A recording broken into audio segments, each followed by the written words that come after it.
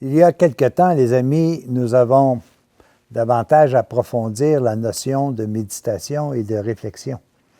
Je ne sais pas si vous vous en rappelez, mais je vous avais donné 4 questions fondamentales. Qui ou que suis-je? D'où je viens? Qu'est-ce que je fais ici? Quelle est ma mission ici? Et comment cela va-t-il se terminer? Mais après avoir passé cette première phase, qui est une phase de réflexion, de méditation, il y a 2 autres phases qu'il faut réfléchir. Ça s'appelle tout simplement de la contemplation et de l'adoration. Alors, je vais vous lire ce bref texte et par la suite, je vais essayer de vous démontrer combien il y a des étapes qui suivent notre réflexion et qui nous permettent véritablement à bien comprendre. Dans la contemplation, vous faites un pas de plus que dans la méditation. Dans la méditation, vous étudiez logiquement les choses à la lumière de l'esprit. Dans la contemplation, vous regardez un objet de bien, vous concentrez vos pensées sur cet objet à la façon dont le poète émerveillé contemple un paysage. On devient ce que l'on contemple. Contemplez par exemple la bonté de Dieu dans la parabole de l'enfant prodigue et vous aurez envie d'être à votre tour pour tous ceux qui sont autour de vous et qui ont besoin d'avoir cette notion de bonté et d'amour comme le Père l'a été envers son Fils. Contemplez l'amour et la fidélité du bon pasteur qui recherche la brebis perdue et vous comprendrez la sollicitude aimante avec laquelle le Père céleste recherche chacune de vos âmes si elles s'égarent du droit chemin. Vous sentirez alors le désir d'être bon pour ceux qui s'égarent. Vous sentirez qu'il faut les aider sur le chemin du retour. Vous ne penserez qu'à les remettre sur la bonne voie, mais nullement à les juger et à les condamner.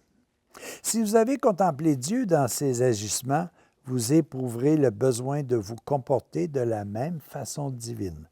Vous devenez ce que vous avez contemplé. Quand un homme contemple une jeune fille en qui il trouve toutes les qualités qu'il a rêvées pour sa compagne de vie, il désire faire un avec elle. Il la choisit pour compagne, il l'amène dans sa maison et les deux deviennent un seul foyer de pensée et de vie.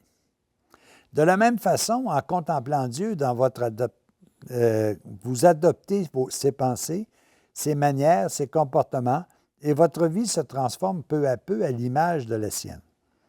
Par l'adoration, vous faites encore un pas de plus. Celle-ci demande la concentration de toutes vos pensées, de toutes vos énergies. Par l'adoration, vous fixez entièrement votre pensée et tout votre être sur Dieu ou sur l'une de ses qualités. Pendant ce temps, la pensée de Dieu s'exprime dans la partie supérieure de votre âme, là où se fait le contact avec lui.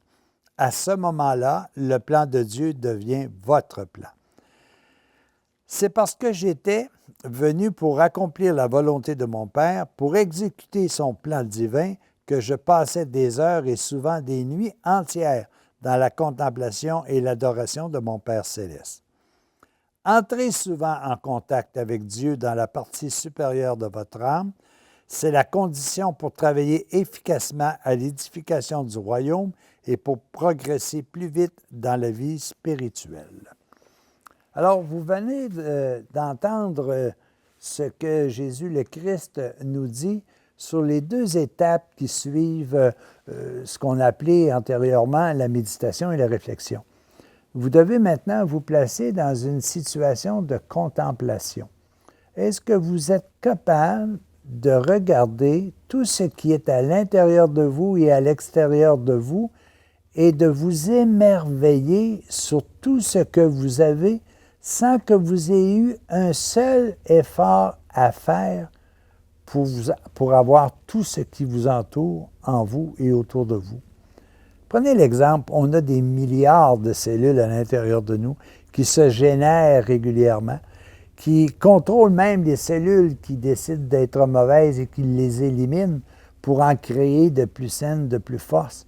Qui connaît l'intérieur exactement de nous? D'ailleurs, on dit souvent, connais-toi toi-même, tu connaîtras Dieu et tu connaîtras l'univers.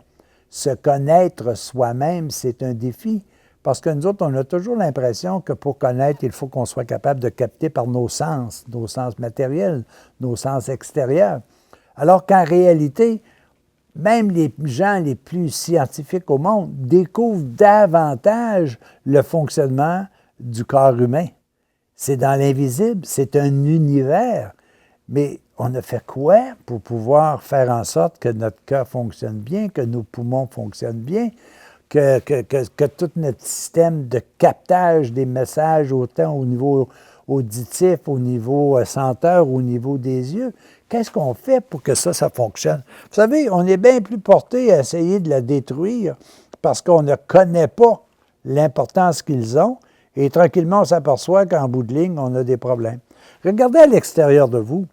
Qu'est-ce que vous avez fait pour avoir ce soleil lumineux aujourd'hui?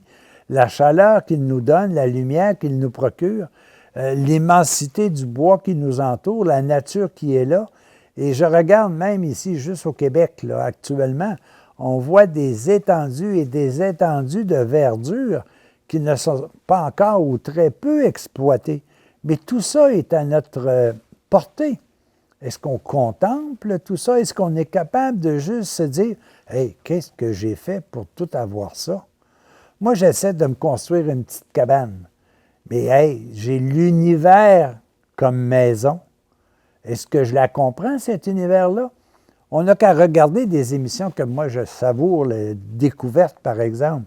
Et on voit, entre autres, dans la découverte, là, il essaie de nous expliquer l'immensité de l'univers avec la multitude des couleurs qui s'y dégagent, la multitude des galaxies, des planètes avec toutes leurs formes différentes.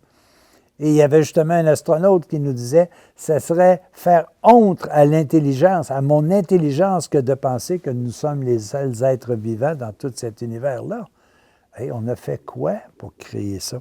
Alors ça, c'est ce que moi j'appelle de la contemplation. Et si je contemple cet univers-là, je vais le découvrir. Il va se révéler à moi. Et ça, je pense que c'est important parce que nous allons devenir ce que nous allons contempler. L'autre étape qui est tout aussi importante, c'est si j'ai fait peu de choses pour tout avoir ça, est-ce que je dois louer? Et c'est ce que moi j'appelle adorer. Est-ce que je dois louer celui que je le vois ou que je ne le vois pas, que j'en ai conscience ou que j'en ai pas conscience? Est-ce que je dois le louer pour tout ce que j'ai reçu gratuitement? Hey, c'est extraordinaire, hein? Je suis conscient de tout ce qui est à l'intérieur de moi ou inconscient. Je suis conscient de tout ce qui est à l'extérieur de moi ou inconscient, mais il y a quelqu'un qui a mis il y a un être qui a mis tout ça à ma disposition. Il y a un effet de la nature qu'on me dise, il y a eu une cellule qui s'est multipliée. Oui, mais qui a mis la première cellule? Qui a créé la première semence de grain? Qui a fait la première semence de chacun des légumes que nous mangeons à la journée longue? Qui a mis en marche le processus des animaux qui nous entourent? Hey, à ce niveau-là, je pense que c'est important que nous puissions louer cet être-là. Et si on loue cet être-là, on va davantage le comprendre.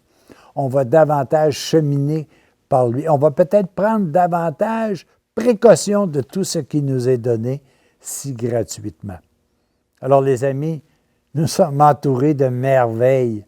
Prenons donc le temps de les contempler, mais surtout prenons le temps de louer celui qui a mis à notre disposition toute cette merveille qui est à l'intérieur et autour de nous.